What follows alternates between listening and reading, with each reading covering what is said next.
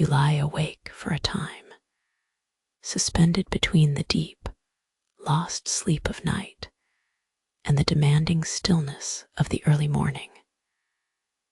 The air in the dormitory is heavy, cold with the damp chill that seeps up from the stone floor. It holds the faint, musky scent of unwashed wool, old sweat, and wood smoke, an aroma so ingrained it feels like a second skin.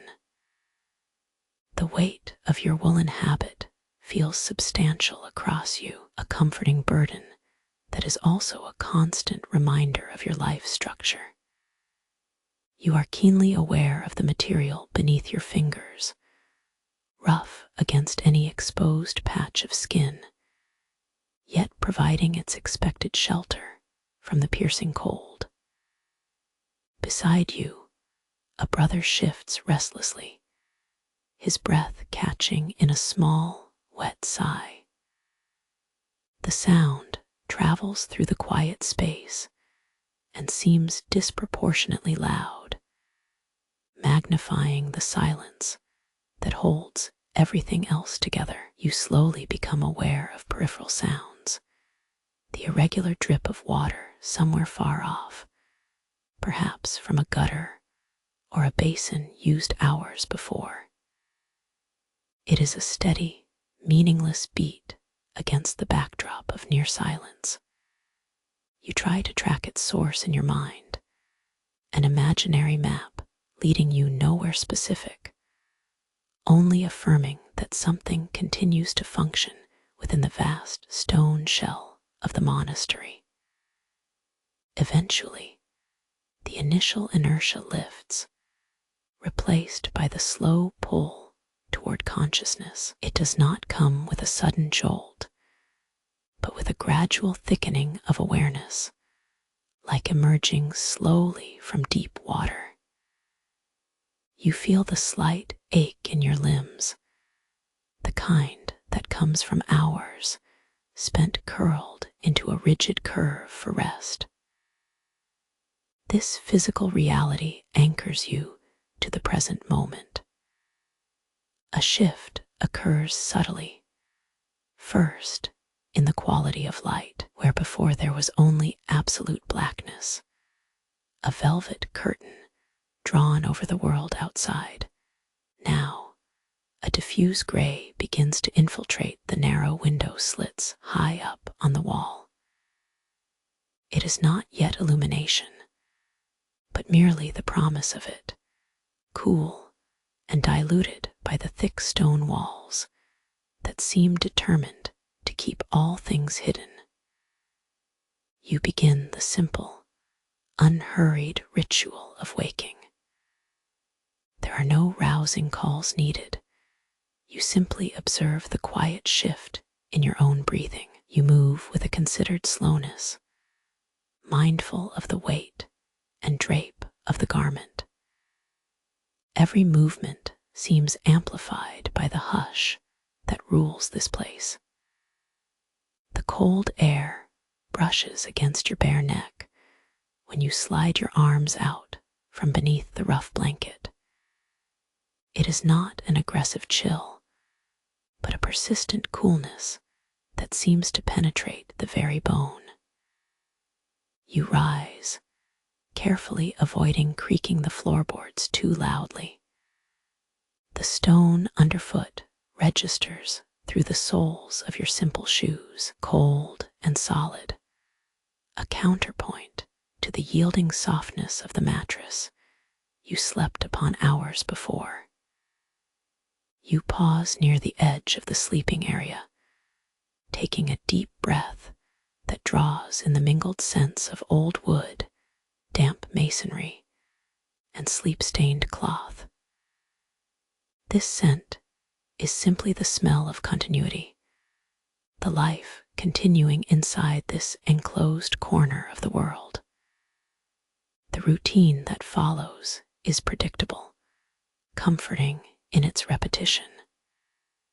You move toward the chamber's small ablution area, the act of removing yourself from your resting place, feels ceremonial. You fold your habit neatly over a wooden bench, arranging it as if preparing it for the day's purpose. It requires little thought, yet each movement grounds you further into the rhythm of belonging. You reach the washing area, a large basin carved from heavy gray stone sits waiting. The water within is noticeably colder than the air, having been drawn from some deeper source underground, or perhaps simply left untouched overnight. You dip your hands in slowly. The shock of the cold is immediate, sharp, pulling a small gasp from your lungs. It stings, forcing you to concentrate on the sensation, letting it wash over the numbness accumulated through sleep.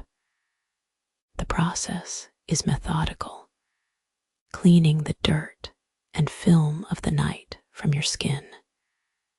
You use simple lye soap, which smells sharply of wood smoke and minerals, a pungent, clean scent that speaks of both labor and cleansing.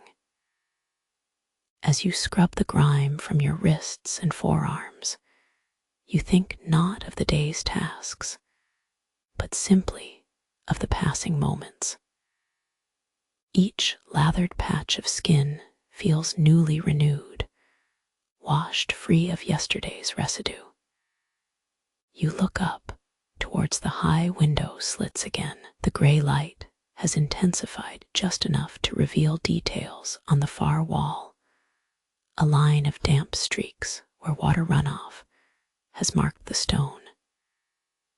You notice how the faint light seems to catch the dust motes that have settled in the air, making them appear suspended, drifting slowly like forgotten memories. This cleansing ritual is more than physical refreshment. It is a small, internal reset button for your consciousness. It is the stripping away of the self who slept, preparing to become the self who will perform sacred duty. You are attending to the outer shell while paying quiet attention to the inner state. The sounds of the waking monastery begin to coalesce around you now. There is a low murmur, not yet singing, but a deep, resonant hum of preparations in another part of the complex. The rhythmic clinking of metal against stone, perhaps pots being carried or tools being set out for cleaning. These are the functional noises of people living and working together under shared discipline. You wrap yourself once more, pulling on your habit until it feels appropriately heavy, signaling your transition from private ablution to public participation. The fabric, damp now, clings slightly, emphasizing the clean lines of your body beneath the layers.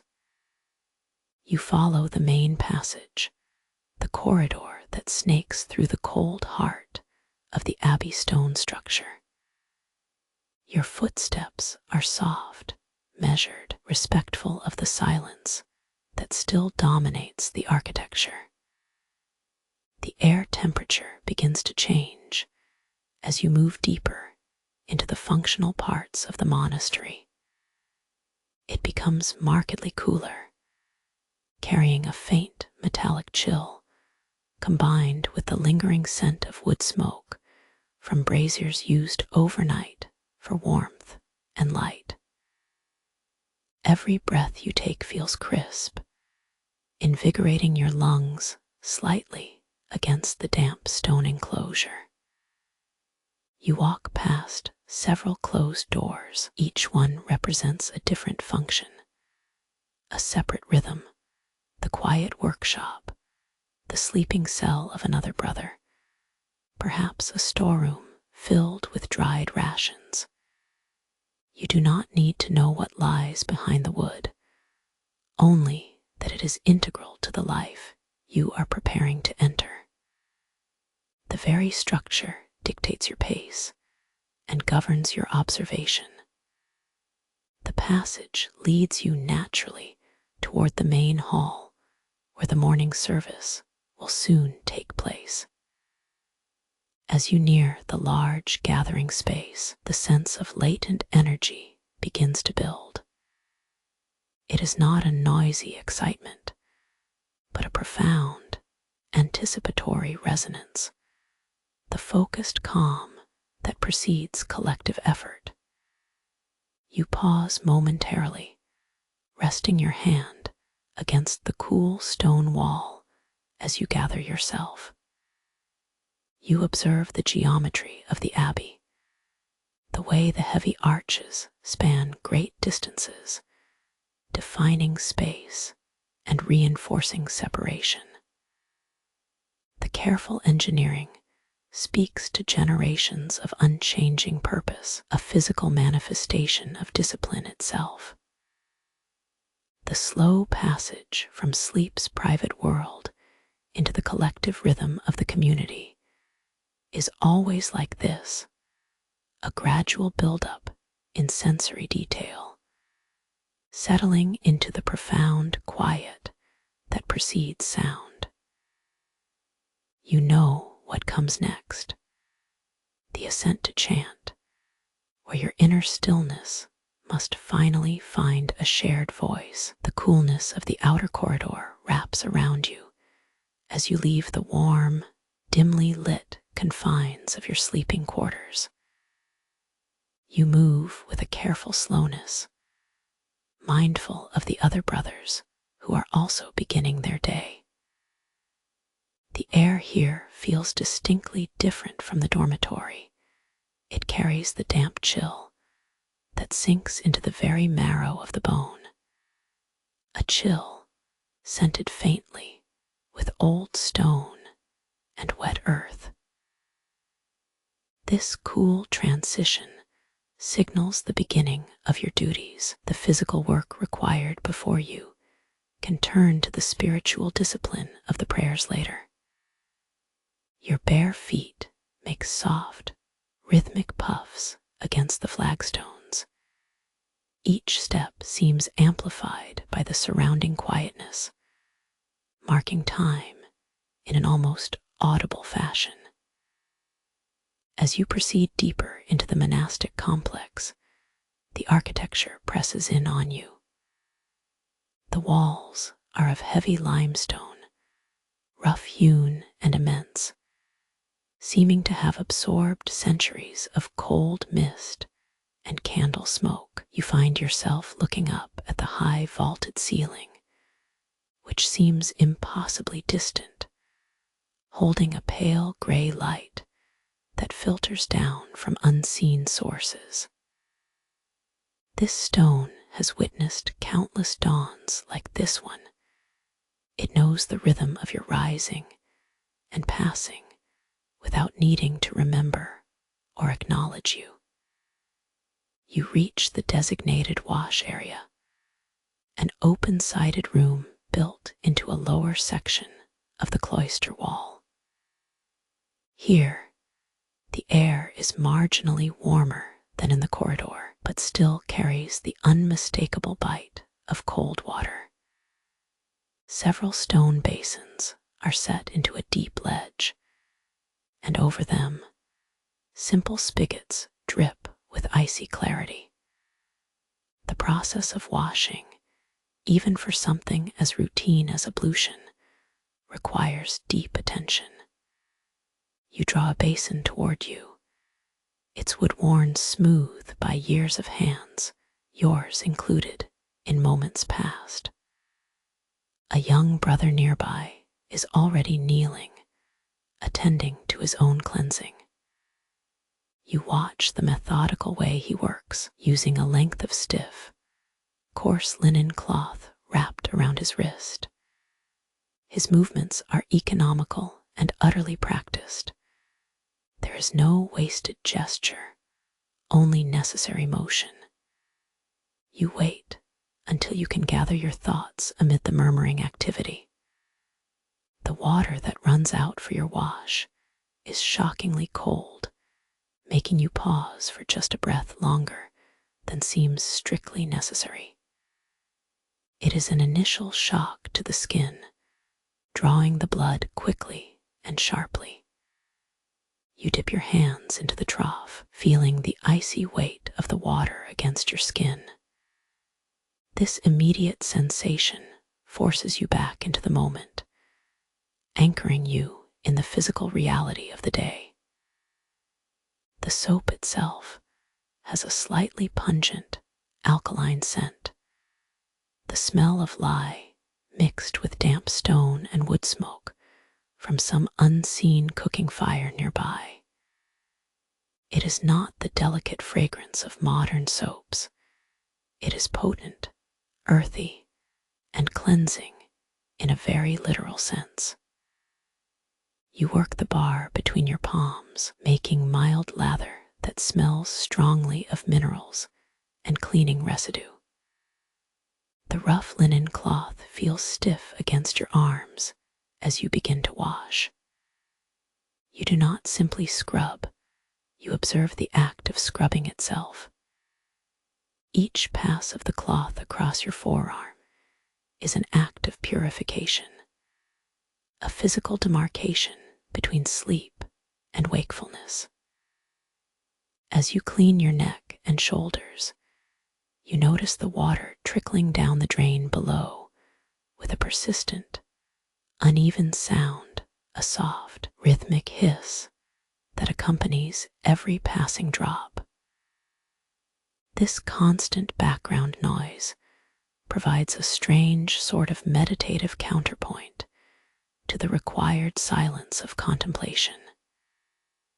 You think briefly about how much energy this simple, physical act consumes, not just the effort of scrubbing, but the mental focus needed to stay present amidst the cold and the routine. The soap helps remove the accumulated grime, leaving your skin feeling tight and strangely refreshed in the chilled air. When you rinse the suds away, the water feels particularly biting, almost painful, pulling tautly at the pores. You feel a certain shift occurring within yourself, too, the shedding of the deep rest for the careful alertness required by sacred duty.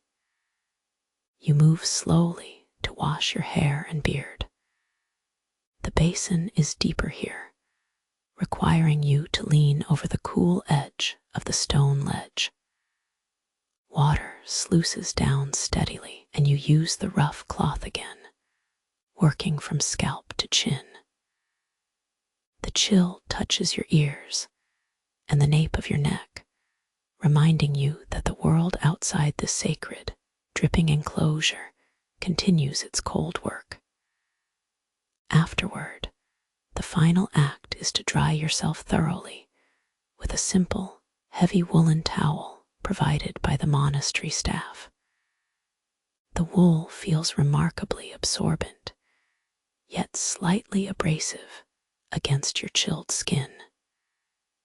You pat at your arms and legs methodically, ensuring no damp patch remains where cold might settle unnoticed into the bones.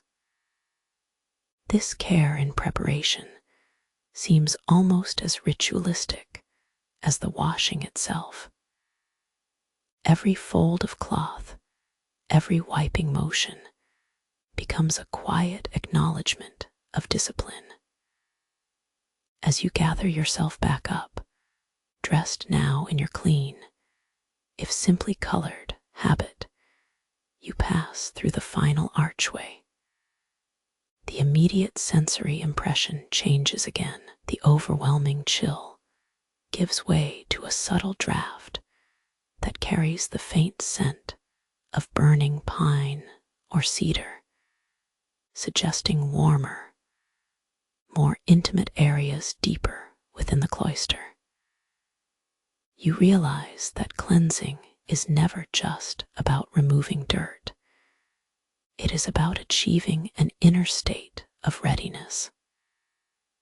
It is preparing the body as a vessel for the day's required spiritual work. The architectural journey through these wash halls and passages highlights how every corner of this great stone structure has been adapted to human need, emphasizing efficiency within reverence. You observe the craftsmanship in the deep grooves carved into the stone ledges, scratches left by countless hands over generations. These marks tell a story far longer than your own brief passage.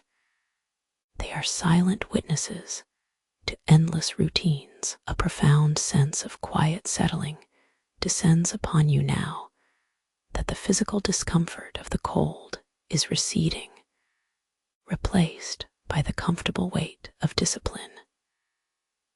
Your mind begins to shift its focus from the sharpness of the water to the slow accumulation of thought, preparing for the next major undertaking. The collective sound and rhythm of the chant in the chapel.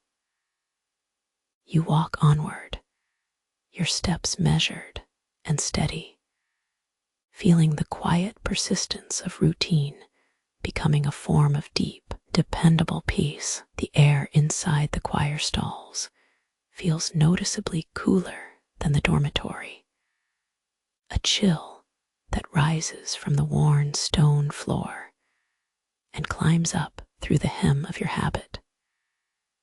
You settle yourself onto the hard wooden bench, letting the coolness seep slowly into the padding beneath your knees. Before you, the massive sounding board seems to absorb all sound, making the silence feel substantial, almost physical. The weight of the wool remains a constant presence against your skin, grounding you in the cool reality of the stone structure.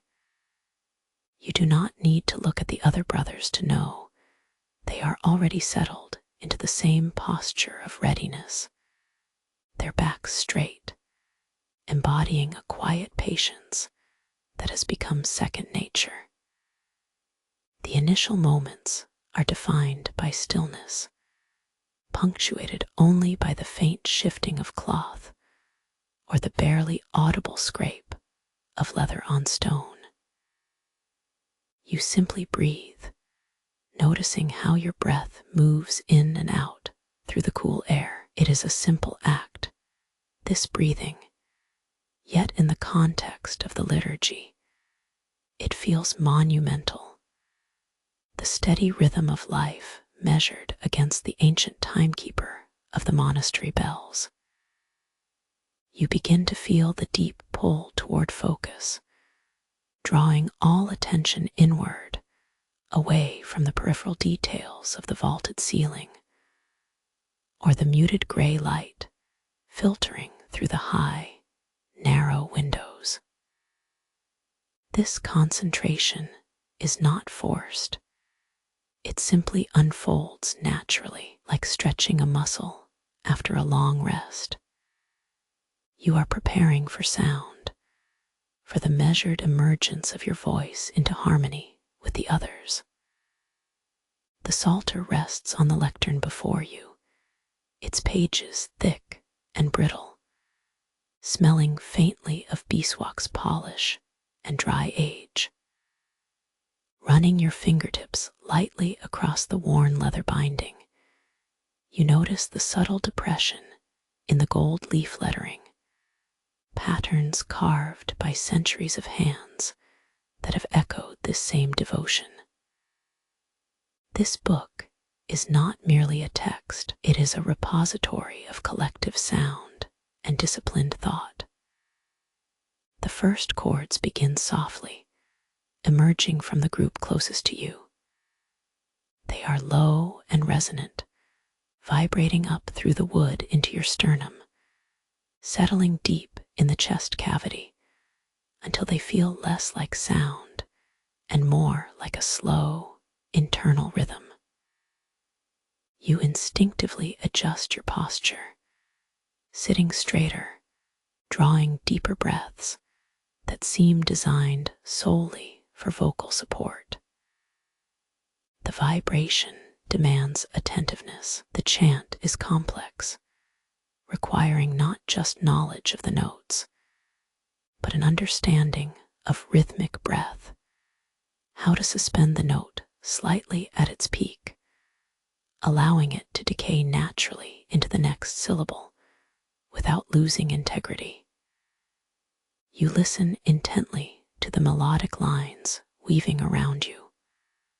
One voice carries a steady, deep foundation, while another floats above it with bright, measured ornamentations. It is a carefully balanced architecture of sound. You realize that the physical effort is immense. Maintaining such continuous vocal resonance requires an astonishing control over the diaphragm. You feel your own muscles engaging, supporting the breath and guiding the tone. It is less about projecting power and more about achieving immaculate sustain, the ability to hold and release sound with perfect timing. As the verses progress, you are guided by a profound sense of detachment. The words themselves, which translate passages of scripture or poetic praise, become conduits for sound rather than carriers of immediate meaning. You focus instead on the quality of the ah in the syllable, the way the vowel expands and holds its shape. This intense focus creates a peculiar kind of mental calm. Everything outside this sonic landscape seems distant, muffled by the thickness of the collective chant. The rhythm becomes hypnotic. There is a steady pulse underlying the complex melody, a heartbeat of sound that never falters, pulling you through the repetitions. When one brother misses a beat or slips in pitch, the surrounding harmonies do not break. They simply absorb and correct the small imperfection, maintaining the overall, unwavering tapestry. You observe this seamless communal discipline, realizing that no single voice can sustain this moment alone. There is a gentle, dry humor inherent in such dedication. The realization that men will spend hours managing breath control purely to praise God, finding profound peace in structured sound. Yet, you do not laugh at this understanding. Rather, it deepens your appreciation for its necessity. This discipline of sound shapes more than just music. It disciplines the soul. The chant is a steady meditation on breath and vibration. You feel the low O sounds vibrating against the stone beneath your hands, confirming that you are physically present in this moment, tethered to the ancient routine. Your attention settles into the pattern. Inhale deeply through the nose, expand fully in the belly, and release the sound slowly, allowing the vowels time to shimmer. The sensory environment changes subtly as the service continues. The cool scent of old wood gives way slightly to a more earthy smell. The damp stone mingled with the faint, musky warmth of many bodies gathered closely together for hours. You notice a particular quality in the light now. Even if it is still pre-dawn, there is a subtle softening of the shadows at the corners of the choir stalls. signaling that time inevitably marches forward. This sustained performance of sound becomes, in itself, a labor. By the time your part concludes and the chant mellows into a gentle fading murmur, you feel a profound tiredness, not of the body, but of the finely tuned focus. The vocal cords ache lightly, a satisfying residue of having used them with such precision. The routine suggests that this careful management of sound is fundamental to monastic existence. It teaches that even praise must be structured, requiring commitment and endurance, just like any manual labor in the fields or the careful grind of pigments in the Scriptorium. Sound demands preparation, concentration, and a collective yielding to a shared rhythm. You sit back slowly on the wooden bench, letting your breath return to its natural, unchoreographed pace. The silence that follows is deep, but it is an active silence. It vibrates with the echoes of the chanting. You feel cleansed, rinsed by the sheer expenditure of controlled sound. The initial coolness in the air seems warmer now, warmed perhaps by the collective energy and shared purpose of your brothers. As you finally rise from the bench, moving slowly and deliberately, you carry the lingering rhythm of the chant within you, a quiet beat that will accompany the simple work of preparing for meals or cleaning vessels later today. The sound has settled into the marrow of your bones, a gentle reminder of discipline's persistent song. The transition from the cold resonance of the stone washroom and the deep vibrations of the chant seems to dissolve into a quieter, less formal ritual. You follow your brothers through passages that smell faintly of wood smoke and damp earth, leading you toward the great hall, the refectory. As the daylight hours gently settle around you, there is a natural sense of anticipation, but it is not an excitement. Rather, it is simply the expectation of sustenance. The journey itself is slow, the footsteps on the worn flagstones echoing in the hushed passages. You move with the restrained gait of one accustomed to silence, mindful that every sound must be moderated, lest you disturb the deep repose of the communal peace. Entering the refectory means entering a chamber built for shared quietude. The air here is warmer than the dormitory, carrying the muted scent of cooking grains and simmering vegetables, a smell of simple, reliable life. You find your place at one of the long, heavy wooden tables. The wood is dark with age, polished by centuries of hands before you. Before any food is laid out, there is an observance of silence that feels palpable, like a physical blanket settling over all present.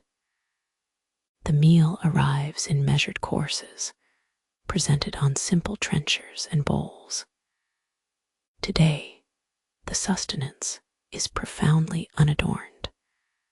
Thick slices of day-old bread, softened slightly by steam, alongside bowls of thin, pale gruel, perhaps thickened with some sort of milled barley or oat, and portions of salted greens or root vegetables. There is no variety in the sense that we might know it today. Everything here speaks to practicality, to the earth's giving generosity when supplemented by by careful preservation.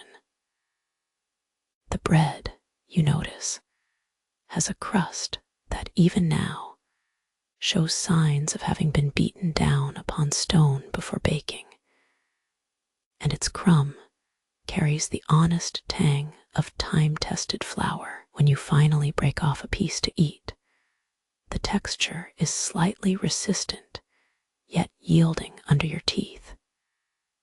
It demands quiet attention. The act of eating in this space is itself a profound discipline. There are no conversations permitted over the meal. The refectory teaches you that true communion happens through shared silence, not through exchanged words. You observe your brothers across the long table. Each person engages with their bowl and bread in a focused solitude. The rhythm becomes one of subtle, deliberate noises. The quiet scrape of a wooden spoon against ceramic pottery, the faint rustle of coarse, wool clothing as someone shifts position, the gentle sound of liquid being swallowed. These sounds, usually distractions elsewhere, are here accepted as parts of the sacred pattern of living together. As you eat your gruel, you pay close attention to the consistency and warmth of it. The meal is designed not merely to fill an empty stomach, but to sustain the body with minimal distraction. You remember the chill that settled deep into your bones during the early morning ablutions in the cold stone washrooms. This simple intake of calories feels like a slow, internal warming, a gentle preparation for the physical tasks ahead. The salted vegetables offer a sharp, earthy contrast to the soft starch, prompting you to chew thoroughly, savoring the concentrated flavor that speaks directly of sunshine and soil. Take a moment, if you will, to simply register the feeling of satiety. It is not the fullness of overeating, but the profound, quiet assurance of being properly maintained. You look down at your hands, which may bear a faint dusting of flour, or perhaps some grit from the table's surface. They are capable hands. They have washed in icy water and chanted in echoing stone halls. Now they are merely eating. This moment anchors you to the present reality. The bread offers small moments of consideration.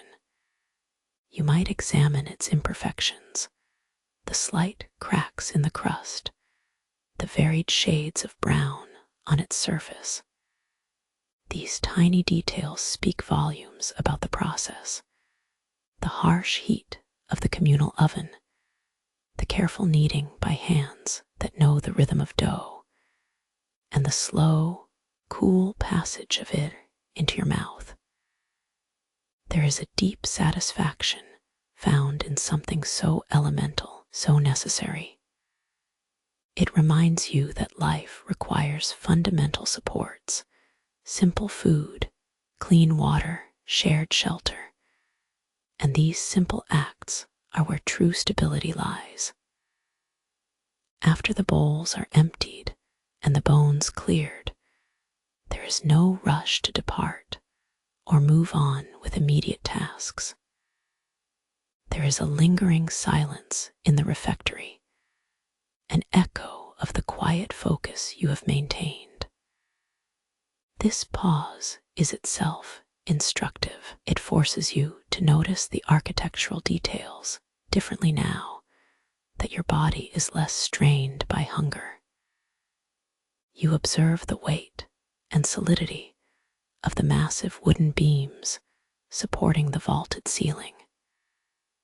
They seem to bear not just the roof, but perhaps the cumulative history of every meal eaten here for centuries. The stone walls around you feel thick and enduring, a quiet testament to endurance. You might rest your hands on the table's cool surface for a moment. Notice the texture of the wood grain beneath your fingers. It feels hard, smooth, yet slightly uneven in places, marked by generations of contact. This simple touch becomes a physical point of meditation. It is an acknowledgement that this space has witnessed everything from profound piety to quiet suffering, all underpinned by the unchanging rhythm of sustenance and silence.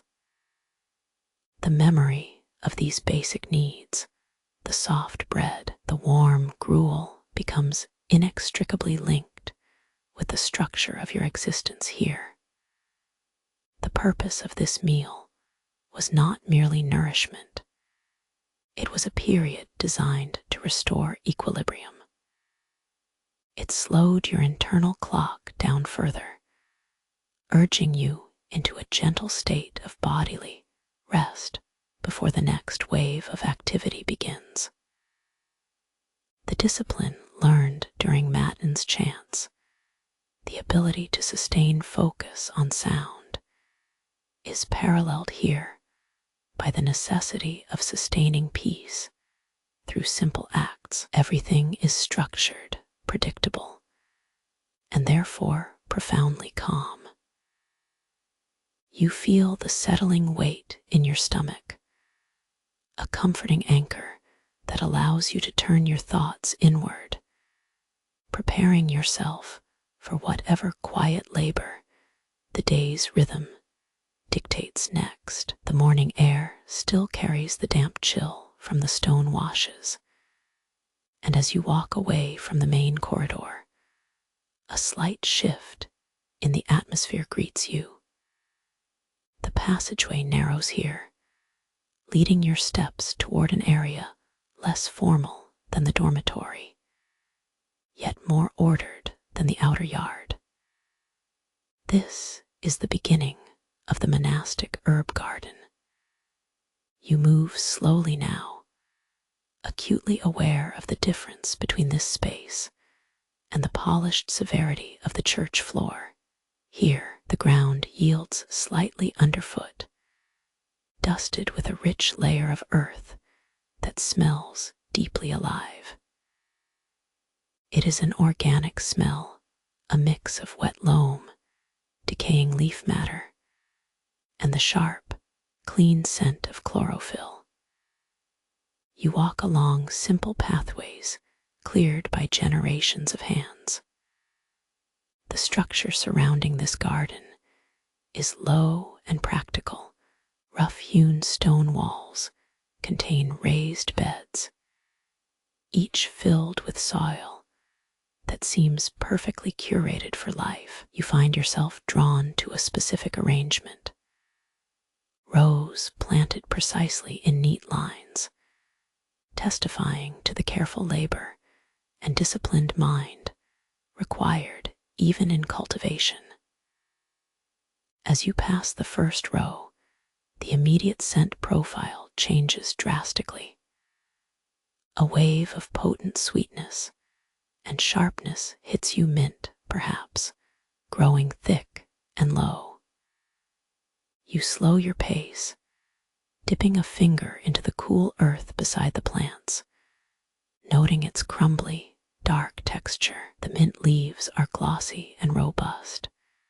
They seem to hold moisture like small emerald shields against the rising heat. You observe how their fragrance rises upward when you brush past them, a sudden burst of freshness that seems to clear the residue of stone and smoke from your thoughts. Next in line is rosemary. You pause near a cluster of these needles, examining them closely. They stand stiffly upright, arranged in delicate, woody sprays. Their scent is resinous, distinctly savory, carrying an aroma that hints at wood smoke and distant feasts. Rosemary requires little water, but gives off such a potent fragrance.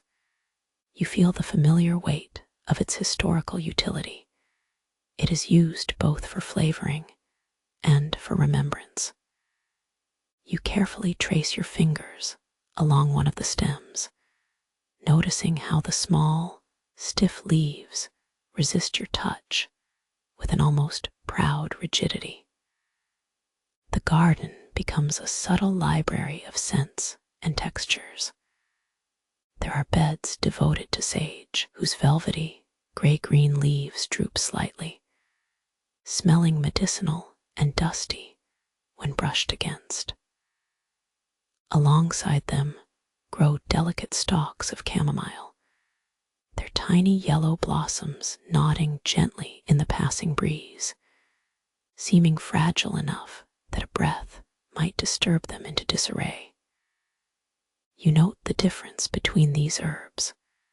Some thrive on intense dampness, while others seem to prefer the drier edge of the raised beds. Your labor here is not dramatic. It is one of observation and gentleness. You are gathering what is needed for the infirmary, a task requiring an almost meditative approach. You kneel down near a patch containing medicinal roots, perhaps comfrey or valerian. The earth around these plants is disturbed slightly, revealing exposed, pale tubers that seem to store winter's promise deep within their creamy flesh. Handling them demands careful precision. You realize that bruising the root might diminish its potency. You reach out, moving your fingers with slow deliberation. You are not simply pulling weeds or gathering herbs. You are reading the plant life. You notice how different leaves curve differently, the broad, paddle-like sage leaf contrasting sharply with the finely needle-like sprigs of thyme. Each difference tells a story about its optimal growing conditions and its eventual use, whether in a poultice for a wound or as an infusion to ease a fever. The coolness of the early morning persists here, despite the increasing light filtering through the high arcade overhead. You are mindful of your movements. They must be steady, unhurried. This physical rhythm, the slight bending, the low kneeling, the careful lifting of gathered bundles, becomes its own form of quiet prayer. The repetitive action of sorting and gathering anchors your mind to the immediate moment.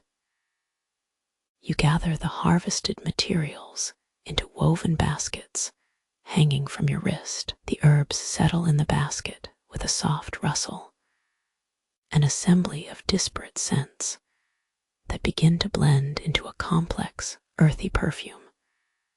The sharp, clean bite of mint mingling with the warm, woody depth of rosemary and the slight astringency of sage. The labor insists upon quiet contemplation. You find yourself observing the insects, a busy black bee dipping deep into a chamomile head, its fuzzy body vibrating slightly as it collects pollen, a small spider weaving intricate silver threads between two basil leaves, catching the meager morning light. These creatures move with an efficiency you never knew was possible for life on Earth. Their routine is simple: gather and persist. You reflect on that simplicity, noticing how their existence seems uncomplicated by human worry or grand ambition.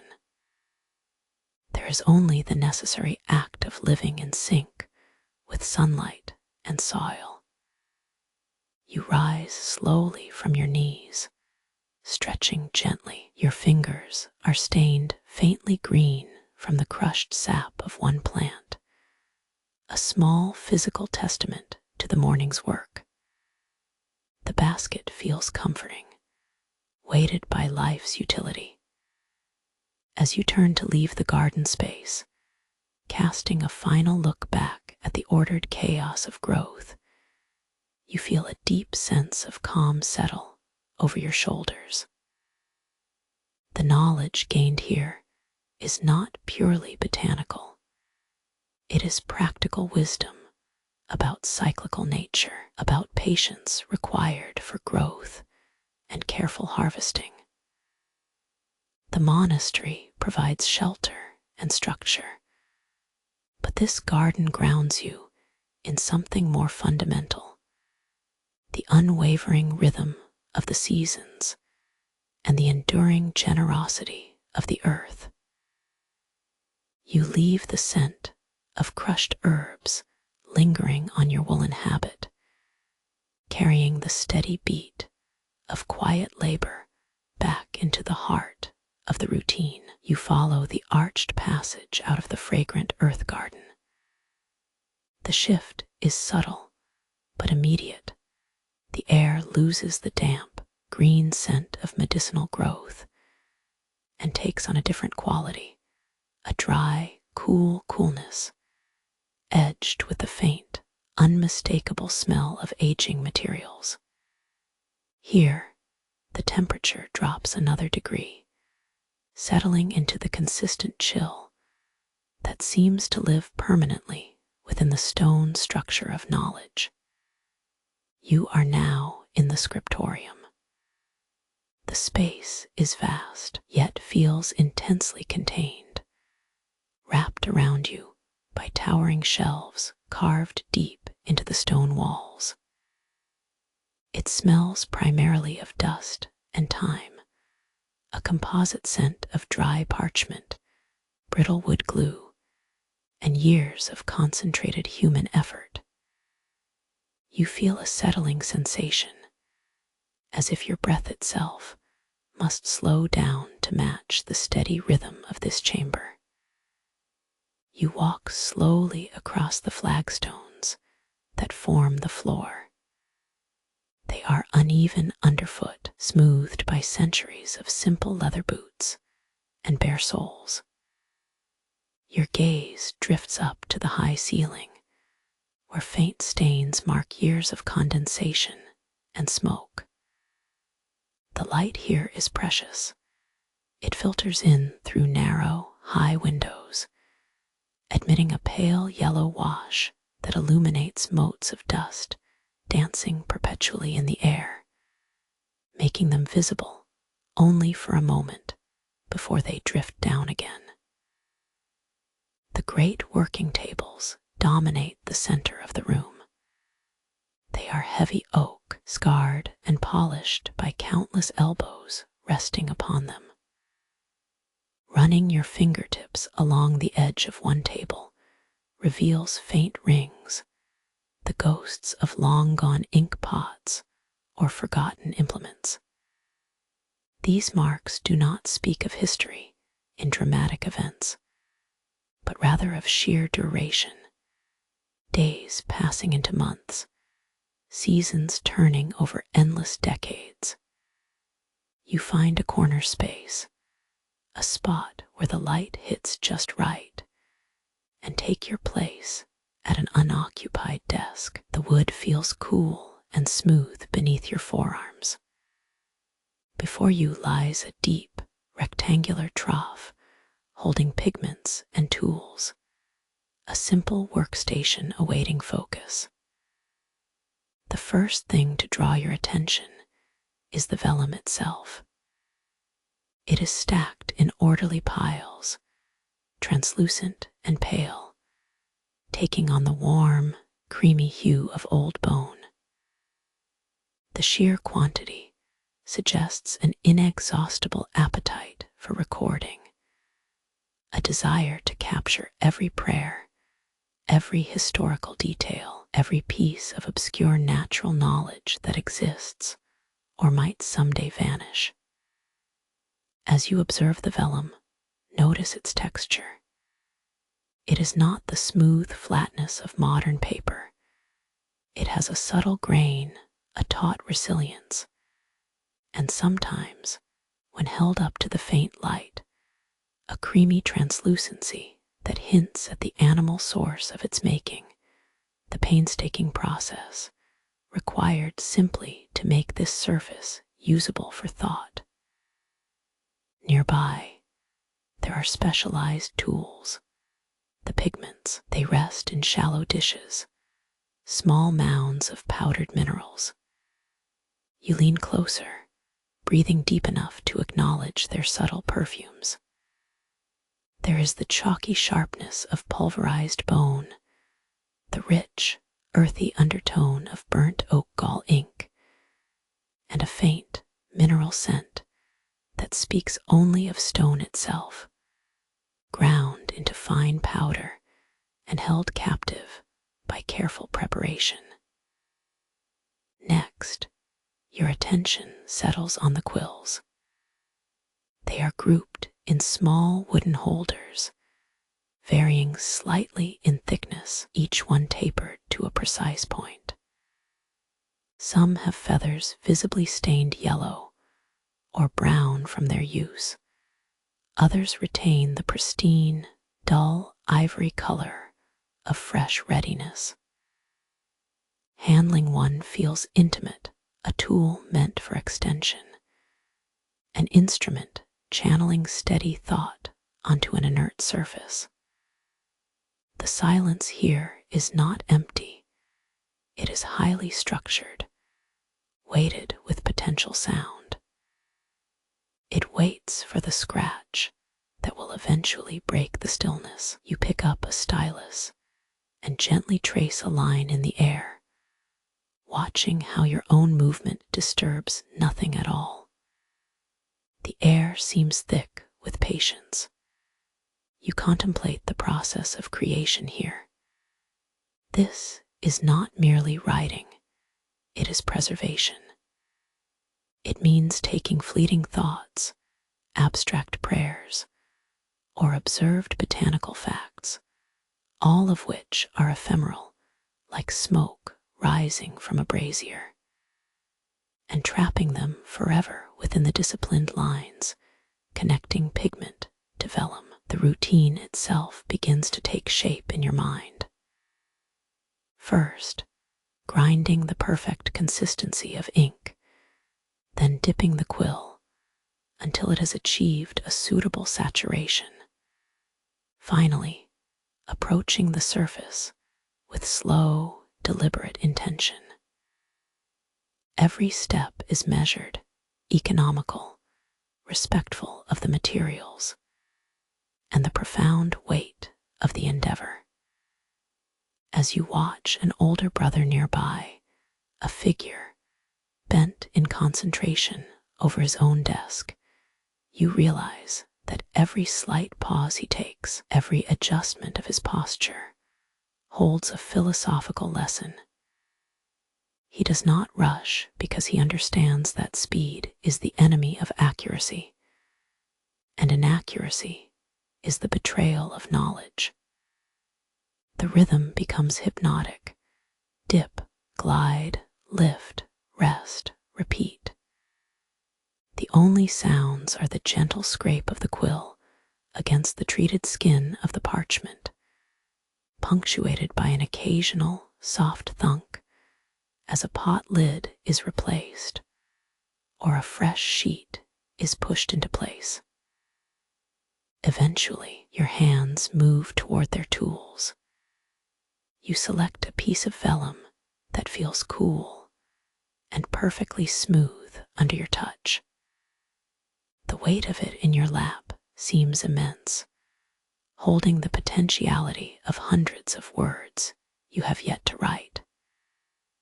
Before making any mark, you run your thumb lightly over the blank surface, feeling the almost imperceptible texture, acknowledging its waiting state. You begin with a small practice line on scrap parchment, merely testing the flow. The ink settles immediately, dark and definite, absorbing into the fibers of the material rather than simply sitting upon them. It feels like coaxing the thought onto a physical plane, making it solid, undeniable. The work demands an almost unconscious state, a meditative trance where your mind is completely occupied by the simple mechanics of hand to point, point to surface. This focus burns away the trivial concerns of the outside world, leaving you suspended entirely within the quiet reality of the Scriptorium walls. Hours pass like this, a slow accumulation of fine dust motes in the shafts of filtered sunlight, and the steady, persistent scritch-scratch sound becoming the defining metronome of your day. You do not struggle with grand themes. You simply record them, the specific latitude of certain herbs, the precise lineage of ancient chants, the architectural layout of a forgotten saint's life. The scent begins to shift slightly as the afternoon wears on. The dryness in the air seems to intensify, carrying an almost metallic hint from the drying inks and the warmed stone walls. This is the smell of work accomplished, of mental energy expended slowly but deeply. When your hands finally slow down, resting beside a finished page, you look back at the massive stack of knowledge accumulating around you, the orderly columns of minuscule script. It feels less like labor and more like participation in something enduring, something far larger than any single life or career. The quiet understanding settles over you. This act of copying, of organizing, is how civilizations breathe. The pen becomes a conduit for the collective memory, ensuring that the careful observations made in the herb garden or the deep harmonies sung at matins do not dissipate into nothingness when the last monk passes away. You feel yourself integrated into this slow, profound mechanism of learning and preservation. It is the gentle dust of the Scriptorium that settles finally on your own spirit, marking you with a quiet sense of purpose. The cool stone of the Cloister walkway guides you away from the familiar, comforting enclosure of the Abbey. You have followed the path out, a deliberate movement marking the transition from the ordered silence within these walls to the complicated rhythm just beyond. The air here hits differently than it did moments ago, less controlled, carrying with it the mixed smells of the outer world.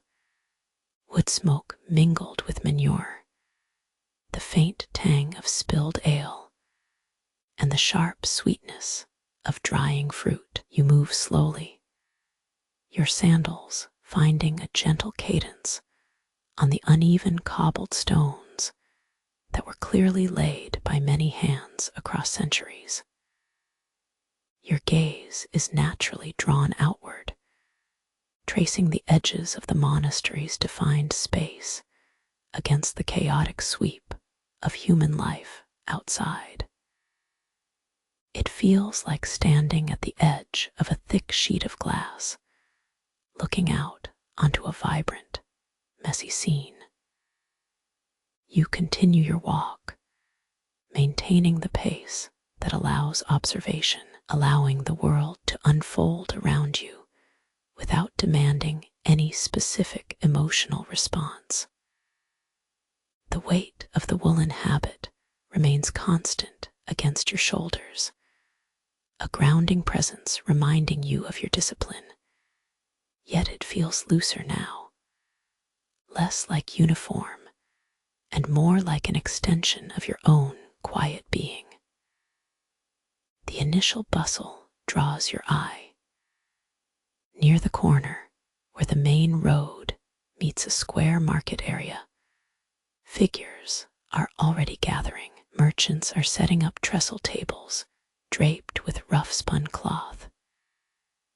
You note the specific colors, the deep indigo of dyed wool next to the earthy ochre of raw linen, and scattered among them, flashes of brighter, more immediate color, crimson berries, or perhaps the hue of a freshly tanned hide.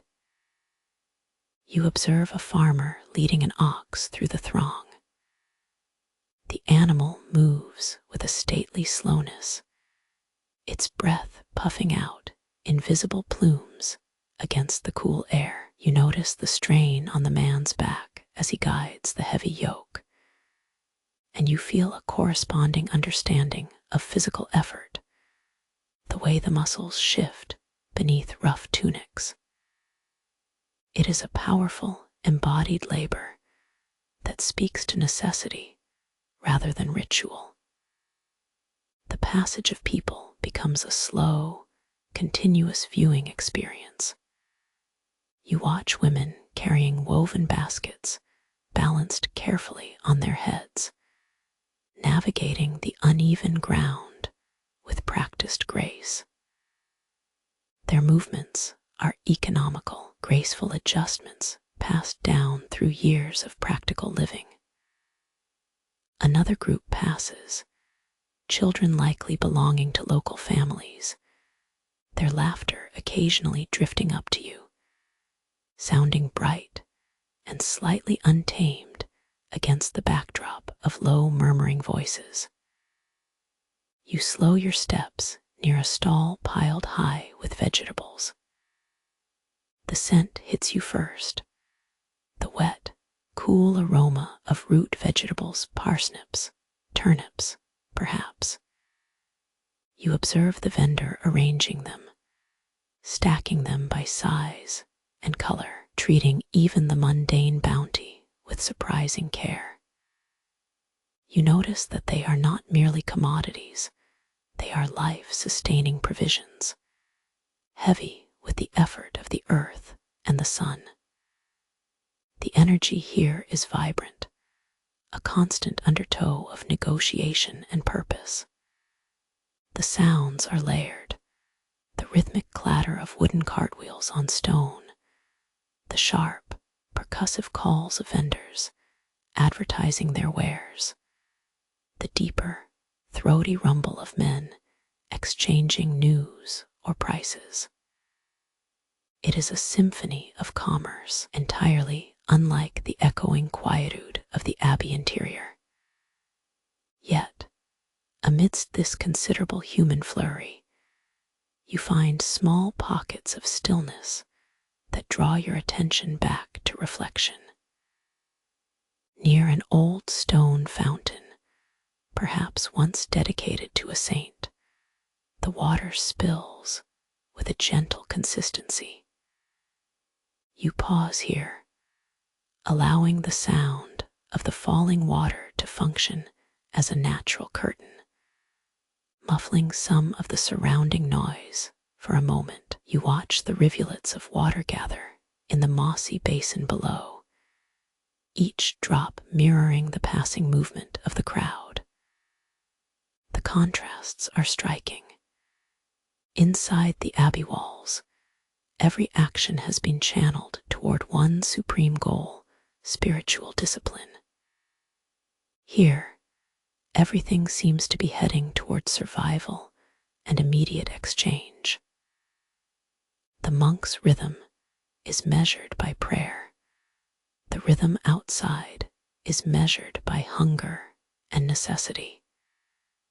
You stand still for a long time, merely observing this fundamental difference in pace and purpose. You notice the architecture of the houses surrounding the square, timber frames built tightly against one another, suggesting years of accumulated warmth and protection from the elements. These buildings bear the marks of continuous life, scorched lintels, chipped paint, the slightly listing angle that speaks to decades of settling earth. They are deeply rooted in the locale, their existence as solid and undeniable as the great stone walls you passed through moments earlier. The air carries a damp chill that seems to cling not only to your habit, but also to the deep creases in the cobbled ground. It reminds you of the cold penetrating the stone of the cloister. Yet this chill feels different, more mixed, less purely ascetic, carrying the slight mustiness of uncleaned animal hides and wet wool. You continue walking, allowing your attention to drift from the visible activity back inward toward a quiet assessment. How do these two worlds, the disciplined piece of stone and chant, and the vibrant mess of humanity at trade, coexist? They border each other, held apart by thick walls, but constantly exchanging invisible currents, the scent of wood smoke, the sounds of human urgency. This walk is not meant to teach you how to participate in market life. It is simply an exercise in seeing. It encourages you to observe what is unnecessary for your current path, yet absolutely essential for those who live outside these walls. You study the calloused hands of a blacksmith testing a newly forged tool, noticing the deep lines etched into his palms that speak of repetitive, powerful work. You consider the way he handles the heat, not with fanfare, but with an ingrained certainty. The sun is beginning its slow ascent above the rooftops in the distance. The shadows are still long and dramatic, stretching like dark ink across the uneven ground, indicating that the day's labors have only just begun to fully accelerate into motion. You feel a sense of profound quietude settling over your inner landscape, generated not by silence, but by thoughtful observation. You turn slightly, moving away from the main flow of the market and down a smaller, less trodden lane. The sounds diminish immediately. The frantic calls are replaced by the gentle clacking of cartwheels on packed earth and the murmur of people discussing private matters. This quiet lane acts as a natural buffer, drawing your focus inward again. Here, you notice details often lost in the grandeur of main streets. The way ivy has worked its delicate grip around a forgotten stone pillar, the vivid green patch of weeds growing defiantly between two paving stones, a single discarded wooden spool suggesting some household task just concluded. These small signs of domesticity ground your experience, showing that even in this peripheral space, life is quietly continuing. The contrast deepens. Here, there is no formal architecture demanding worship or discipline. There is only the accumulation of everyday existence. You take a slow breath, inhaling the earthy scent of damp plaster and accumulated time. The contemplation settles over you, the continuous movement of human time versus the cyclical, measured passage of monastic time. Both demand effort, both demand respect, but they operate on fundamentally different currents. You resume your steady walk, no longer observing with detached anthropological curiosity, but with a quieter form of recognition. You see the humanity in all these varied occupations, the care in the weaver's repetitive motions, the necessity in the farmer's trek, the gentle negotiation passing between buyer and seller. It is all life in motion, persistent and resilient. The routine that anchors you to this monastery seems only to deepen your understanding of the world outside its gates. The discipline you practice here, the structured meal, the repetitive chanting, the careful handling of herbs, is not merely a means of spiritual elevation. It is also a way of achieving perfect focus, allowing you to truly see the texture of the common life unfolding around you without being overwhelmed by its sheer volume or urgency. You reach your final point for reflection, standing at a crossroads that connects the bustling market road back toward the outer gate.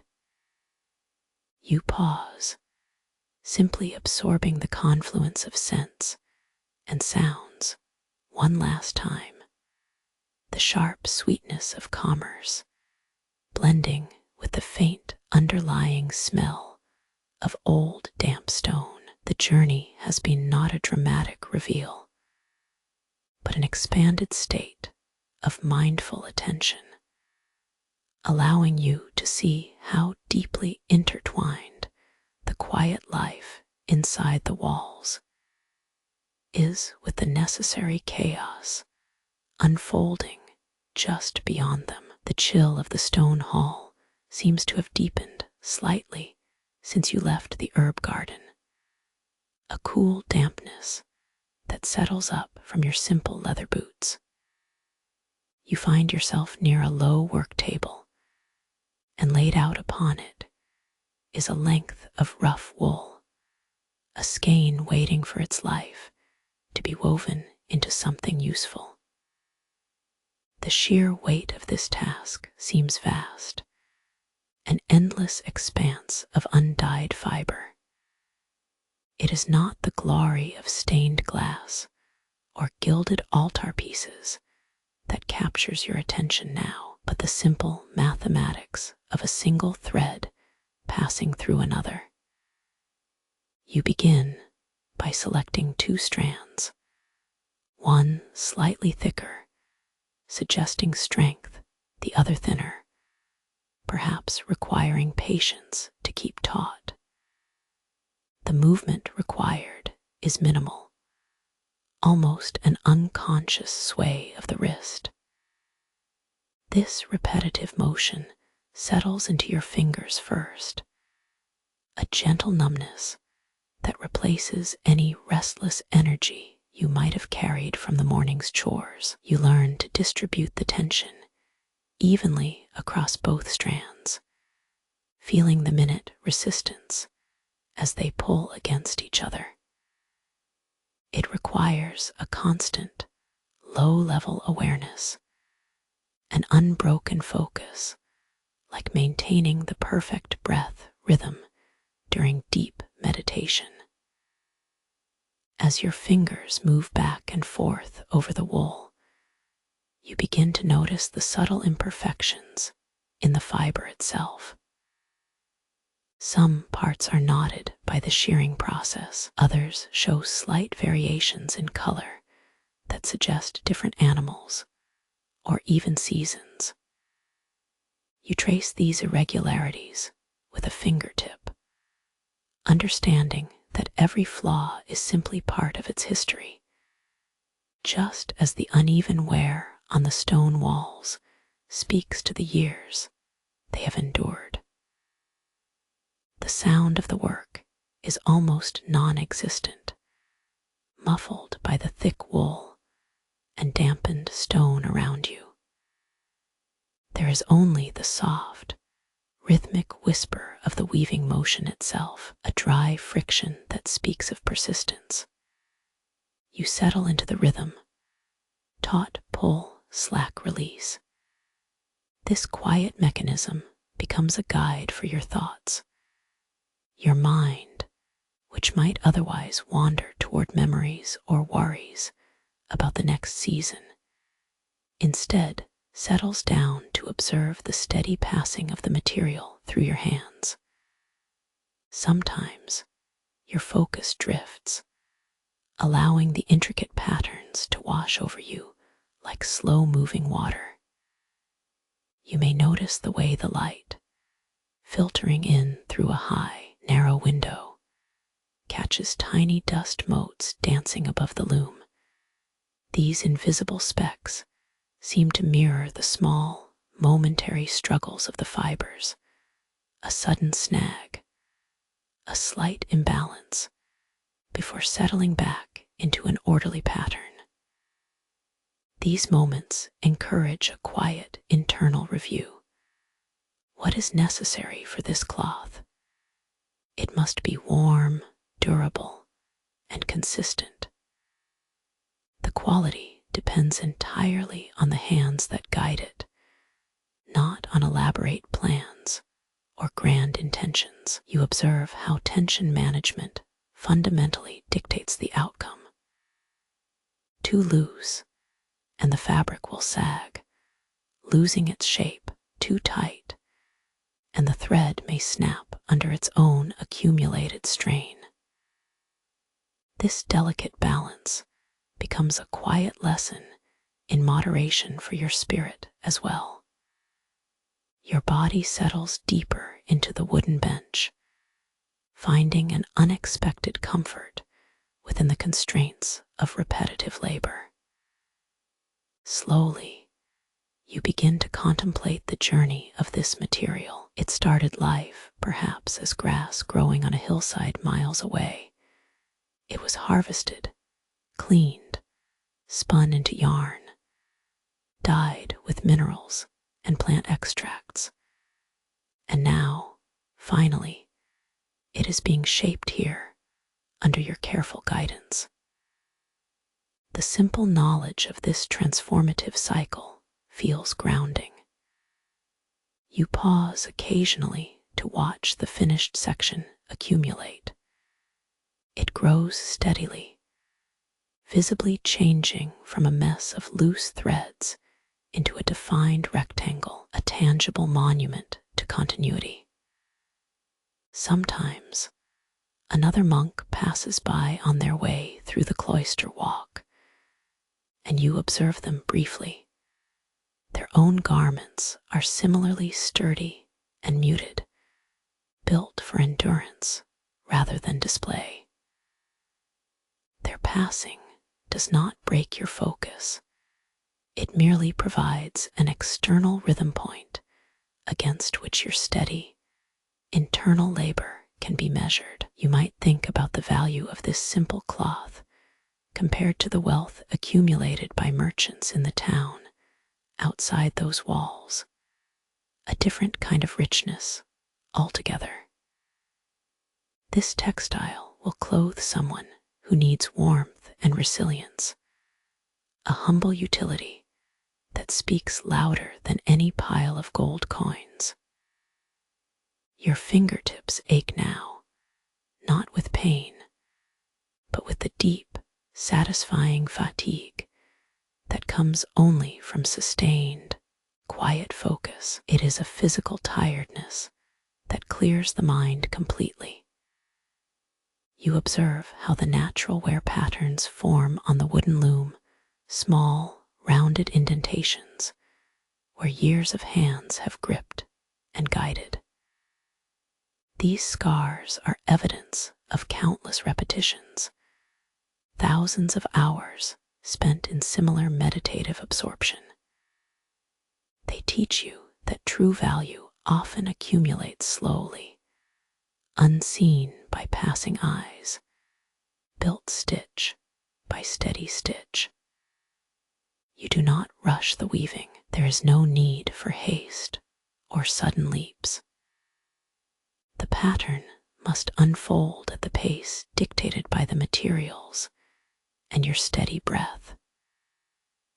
This measured pace becomes a gentle counterpoint to the hurried rhythms of life observed earlier near the market gates, the quick bargaining voices, the clatter of wooden cartwheels. Those outside rhythms feel frantic and brittle in comparison to the solid, reliable loop closing before you. The repetitive action helps to smooth out the rough edges of your thoughts, leaving behind a calm surface that reflects only the immediate task at hand. You continue working until the light shifts, making the dust motes visible again. But this time, they are bathed in a softer, amber glow filtering through the window lattice. You lift your gaze from the wool and look around the chamber. The meticulous order of tools, the organized spools of thread, the solid wood grain, everything speaks to discipline, not restriction. This work is an embodiment of patience itself, a silent promise that continuous effort, even in the smallest detail, yields undeniable structure and beauty. The long hours of the day have drifted past you, not in a rush, but in slow waves, like the tide pulling against the ancient stone. You find yourself moving toward the central cloister, the quiet heart of the monastery. The air here feels different now, distinct from the crisp coolness of the morning ablutions or the dusty warmth of the Scriptorium. It is weighted by the deep hush of late afternoon. You walk slowly across the flagged stones, the soles of your rough sandals making barely a sound against the centuries-old surface. You notice how the light has changed since midday. Where before it struck sharply and brightly, now it seems to soften, diffusing through the gaps in the colonnade overhead. It is a diffused glow that tends toward gold, painting everything with a mellow, deepening hue. The cloister walkway wraps around the central garden, a contained patch of green life bordered by tall, cool stone walls. You pause at an archway, letting your eyes adjust to the shifting patterns of light and shadow. The shadows are long now, stretching out dramatically from the pillars like spilled ink across the floor. They shift imperceptibly as you take a single step forward, following the subtle geometry created by the low sun. You breathe in the scent of the courtyard, the faint, sweet smell of dry earth mixed with blooming herbs that grow wild near the edges, perhaps some scented thyme or rosemary left from earlier plantings. It is a deeply quiet aroma, suggesting time standing still. There are only a few other monks scattered about, moving at their own unhurried pace. Some are sitting on simple wooden benches, wrapped in woolen habits, quietly turning pages of prayer books. Others walk with hands clasped over their chests, simply observing the slow passage of cloud across the deep blue sky, visible through an open section of the wall. Find a spot beneath the protective shadow of a cool stone bench. It is a place where you can rest without appearing idle. You sit down, feeling the coarse texture of the worn wood against your habit-clad legs. The stillness settles over you, heavy and comforting, urging you to match its pace. In your lap rests the psalter, worn smooth at the edges from countless readings by many hands before yours. Opening it feels like a gentle act of resistance against the overwhelming quiet. You trace the Latin lettering with one finger, feeling the minute raised texture of the ink on the slightly uneven surface of the vellum pages. The pages smell faintly of beeswax and thyme.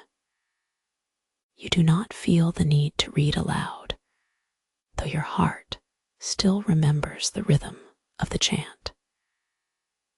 Instead, you look out over the garden beyond, allowing your attention to drift across the simple perfection of the contained world. You notice a cluster of deep green leaves clinging near the base of an old stone fountain, its basin dry for now. These leaves catch the slanting, golden light, making them seem almost luminous. You consider how the day has unfolded. The purposeful motion of ablution, the resonant discipline of the chant, the careful silence while eating, and the gentle rhythm of gathering herbs. Each activity had a clear purpose, pulling you through time with intention. And now, in this deepening shadow, there is only the quiet acceptance of what comes next. The central theme seems to be patience, the way that life insists on its natural unfolding, indifferent to human schedules or wishes. The passing light teaches you this lesson more profoundly than any instruction could. It cannot be rushed, and it certainly cannot be held back. You settle deeper into the bench, allowing your breathing to slow down until it matches a quiet, steady rhythm, a simple intake, an even release. Your mind begins to mimic the stillness around you. You observe how the shadows gather under the archways of the cloister, pooling like liquid darkness before slowly retreating as more light slips away. They remind you that everything has its counterpoint, that brilliance requires shadow, and every active moment must eventually yield to rest. Sometimes a gentle sound breaks the profound quiet, perhaps the faint creak of distant cartwheels from beyond the outer gates, or the soft cooing of pigeons nesting on the roofline. These sounds are minor interruptions, yet they punctuate the meditation like single drops of water falling into deep water. They anchor you back to the moment, reminding you that while the world outside is active, here in the cloister space, time seems perpetually suspended. You realize that this final period of the day, before the formal prayers begin, is perhaps the most sacred transition. It is the pause between the demands of action and the peace of cessation. You are held by the architecture, embraced by the fading light, and guided by a profound sense of quietude. The cool air against your skin becomes noticeable now, carrying with it the subtle scent of deepening dusk. The golden light fades into bruised purples in the western sky, transforming the visible stone walls from yellow-gray to cooler shades of lavender and slate. This change is breathtakingly slow, a gradual surrender of color. You close the psalter gently, the soft thud of the cover seeming loud in the sudden quiet. You raise your eyes, letting them trace the curve of the vaulted ceiling above you.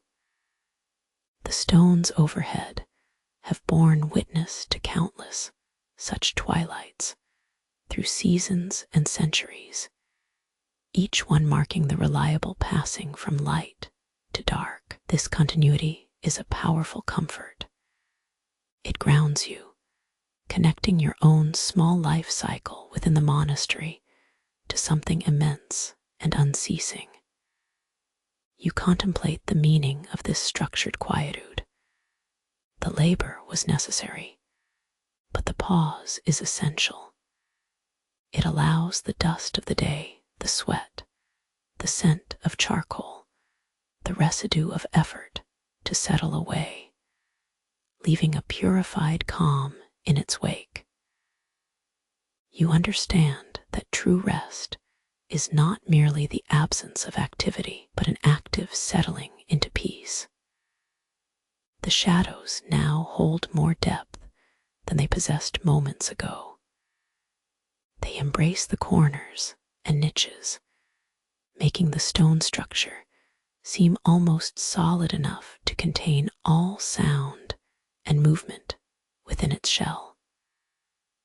A profound sense of enclosure washes over you, a safe pocket carved out of the passing day.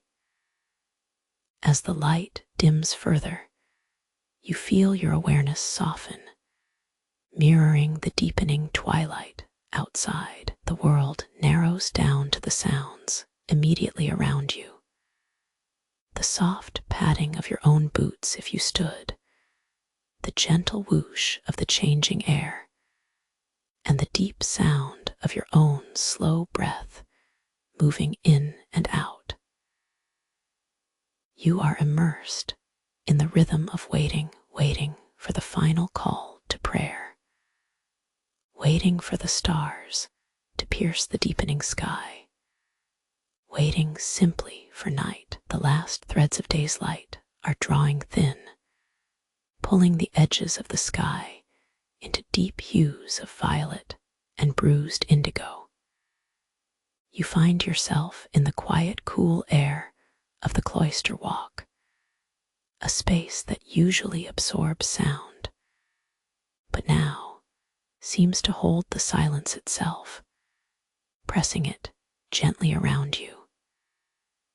Your feet move over the worn flagstones, carrying you slowly towards the chapel entrance, marking the completion of another cycle within the monastery's measured rhythm. The day's labors, the scent of rosemary dust on your tunic from the garden, the faint chalky tang of ink from the Scriptorium, the deep smell of communal meals, all begin to settle and soften into memory.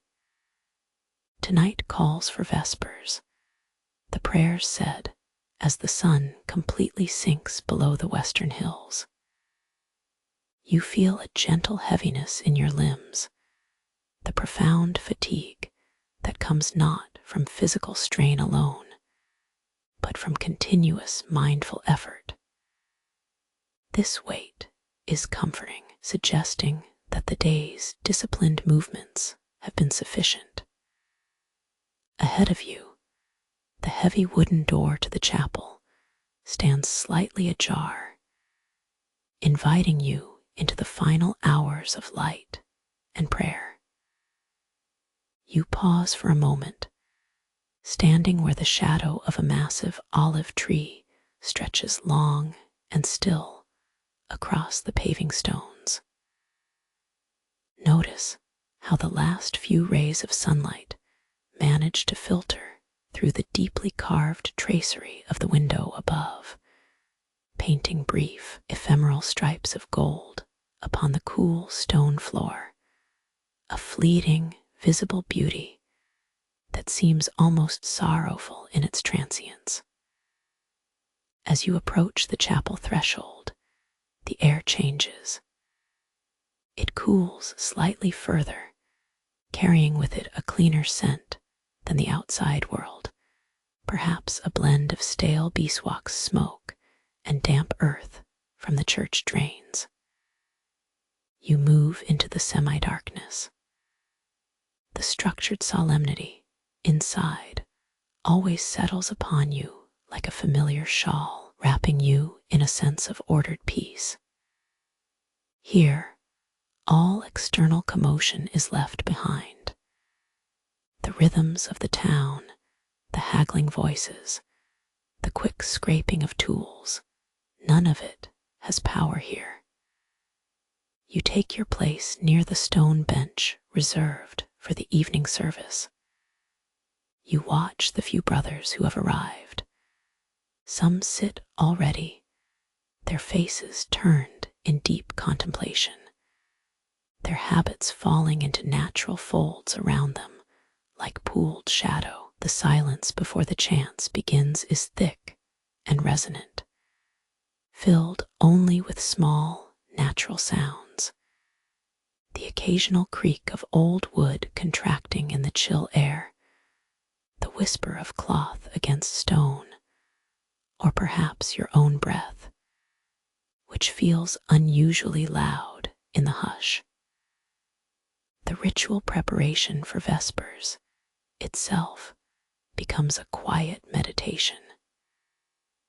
You are given permission to slow down, to simply exist within the boundaries of the evening prayer. This might involve a final wash in the cold water basin meant for rinsing the lips before the service, or perhaps simply retrieving your simple woolen robe from its hook. The water is startlingly cold, a physical shock that draws immediate attention to the senses, the sudden constriction of skin, the metallic chill coating your fingers, and the necessary act of steadying your breath against the slight gasp it causes. Once dressed, you move with an economy of motion practiced by countless hours. Everything has its place. Every step follows a time-honored path etched into the very foundations of the Abbey. You feel yourself becoming an extension of this routine, a functional part of something larger and much older than your own brief life. There is a deep satisfaction in the predictability of it all, the gentle assurance that when dusk falls and these steps are taken, the cycle will continue. The chanting begins softly, a low murmur that gradually builds into an encompassing drone. It is not designed to be heard above the immediate atmosphere, but rather to vibrate within the chest cavity, resonating against the ribs and settling deep in the sternum. You listen past the distinct notes and join the overall texture of sound, the collective humanity focused through harmony. The sound seems both ancient and absolutely present, a continuous, low-frequency current washing over the edges of your thoughts. As the service progresses, the physical need for rest begins to assert itself alongside the spiritual peace. Your eyelids grow heavy, resisting the sustained focus required by the music. You observe the hands of those around you.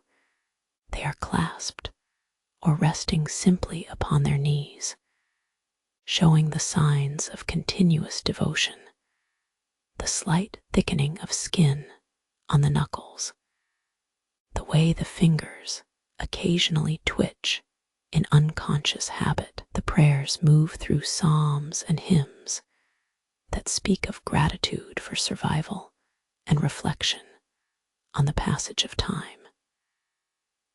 You ponder the sheer volume of life being lived within these thick stone walls, lives measured not by years or seasons alone, but by cycles of rising and setting, prayer and labor.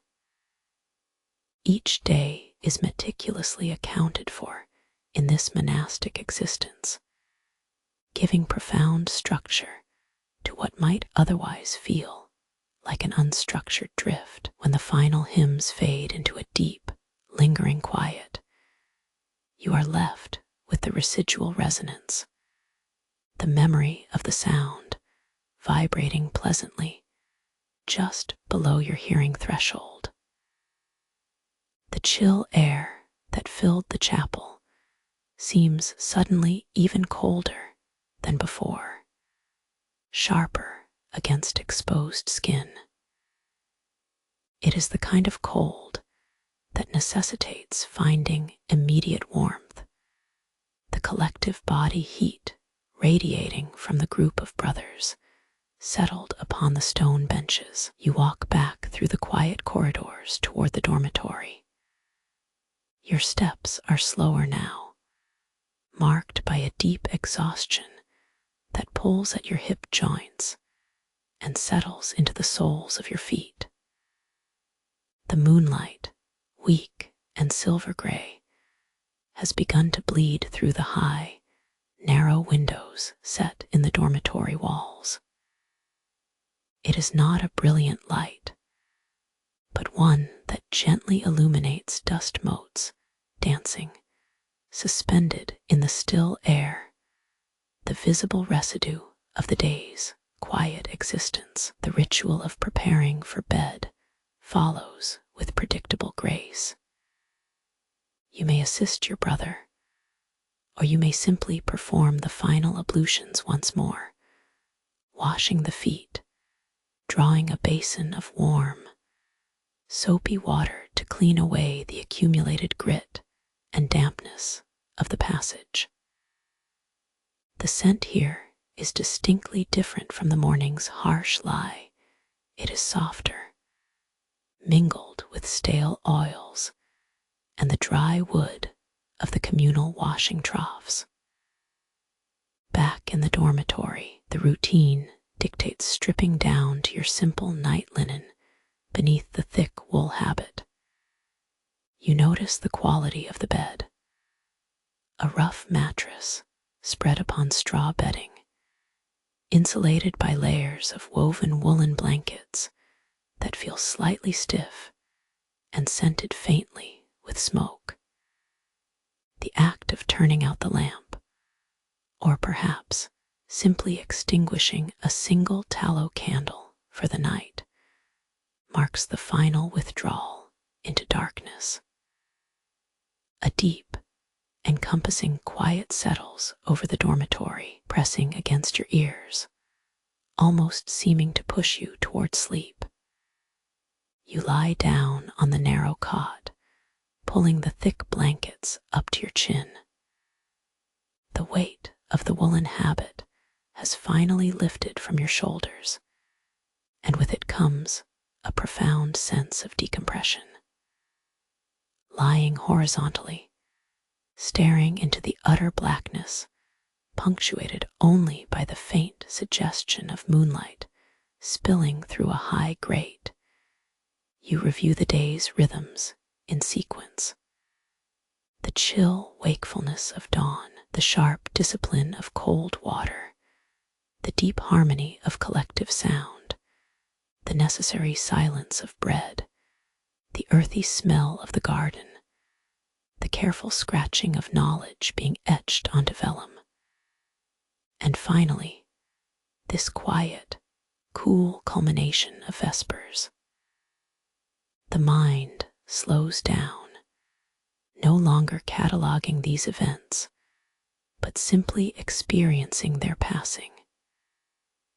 You recognize that life here is not about grand moments or sharp peaks of drama. It is woven into the enduring threads of pattern, the constant movement from task to rest, light to shadow, and sound back into profound, wordless stillness. This gentle rhythm, you realize, is itself a form of ultimate discipline, teaching the soul how to settle down